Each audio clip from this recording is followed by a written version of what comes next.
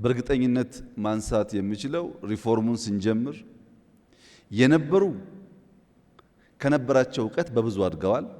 ያልነበሩና አዲስ የመጡ ደግሞ ኢትዮጵያ ተስፋ እንዳላት ኢትዮጵያ መሪዎች እንዳላት የሚያመላክት ነው። ይህ ማለት ግን አብቅተን ጨርሰናል ማለት አይደለም። ገና ብዙ የምንማራቸው ጉዳዮች ሊኖሩ ይችላሉ። ሂደቱ ግን ሰው ፈጥሯል። በየአንጓው እየፈተሽክ ብትሄድ እያንዳንዱ ፈተናና ቻሌንጅ ሰው ፈጥሯል። ለምሳሌ የገንዘብ ምንዛሪ ተመን ውሳኔ ለመወሰን 2 ዓመት 3 ዓመት በላይ ጭቅጭቆች፣ ንትርኮች፣ ውይይቶች በውስጣችን ነበሩ። ፊር ነበር። አልቲሜትሊ አውትካሙ ምን ኮንሲኩዌንስ ያመጣም ፊር ነበር። የገንዘብ ተመኑን ለመወሰን የተሳካላቸው ሀገራት ብቻ ሳይሆን ያልተሳካላቸው ሀገራትም እንማር ብለን የኛ ቲም ደቡብ ሱዳን ነበር፣ ናይጄሪያ ነበር፣ ግብጽ ነበር። ብዙ ሀገር ተመራናል። ከተሳካላቸው ብቻ አይደለም ፌል ካደረጉትም ጭምር። ያ ሂደት ኮንፊደንስ፣ ያ ሂደት ልምድ፣ ያ ሂደት እውቀት እንደፈጠረ ውጤቱ የሚናገር ይመስለኛል። የፐብሊክ ፋይናንስ ማኔጅመንት ስትራቴጂው በግልጽ እንዳስቀመጠው ኢትዮጵያ የምትፈጥራቸው ማንኛውም ሀብት ግልጽነት፣ ተጠያቂነት እና ተገማችነት ባለው መንገድ ስራ ላይ ውሎ እያንዳንዱ ዜጋ በሚነገር ጥቅል እድገት ብቻ ሳይሆን በቅርብ ርቀት ፊል ማድረግ እንዲችል ማስቻል ነው። እያንዳንዱ ሀብት ቴክኖሎጂ የሚጠቀም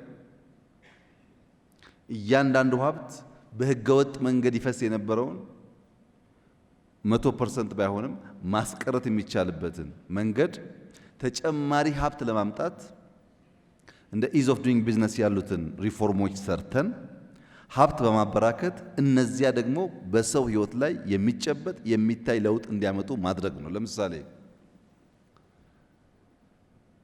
አዲስ አበባ የሚኖር ሰው ባለፉት 2-3 ዓመታት በኔ ከተማ ጨለማ የነበረው ብርሃን፣ አቧራ የነበረው ግሪን፣ ቆሻሻ የነበረው ንጹህ፣ ከመኪና ጋር እጋፋ የነበረው የራሴ መንቀሳቀሻ አውድ ተፈጥሮልኛል የሚለውን ለማወቅ ለመገንዘብ ምንም ነጋሪ አስተማሪ አያስፈልገውም። ይታያል፣ የሚታይ ነው።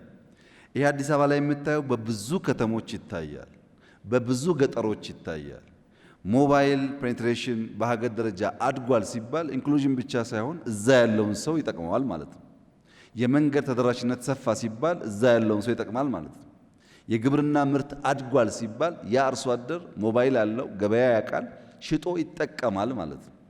በሁሉም በሴክተር ሌቭልም በማክሮ ሌቭልም የመጡት አጠቃላይ ለውጦች በተለይም ደግሞ የፐብሊክ ፋይናንስ ማኔጅመንታችን በገቢና ወጪ አስተዳደር ላይ የምንከተለው አካሄድ ተደምሮ እያንዳንዱ ዜጋ በቅርብ ርቀት እያንዳንዱ ቤት ገባ እንኳን ባይባል በቅርብ ርቀት ሴንስ የሚያደርገው ውጤት እያመጣ ነው።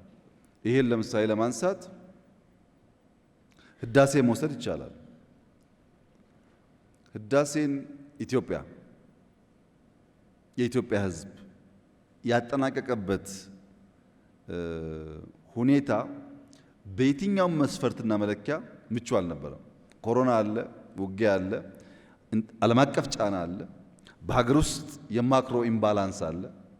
በእነዚህ ሁሉ ችግር ውስጥ ሰዎች የዕለት ችግራቸውን ተሸክመው ለጋራ ለሆነው ነገር ጨክነው ያን የሚያክል በሳይዙም በሀብቱም ትልቅ የሆነ ነገር ማሳካት መቻል በቀላል የምናየው አይደለም። ለኔ ምን ጠቀመኝ ከሆነ ግን ቦሌ መንገድ ወክ ስታደርግ እኮ ብርሃን ነው።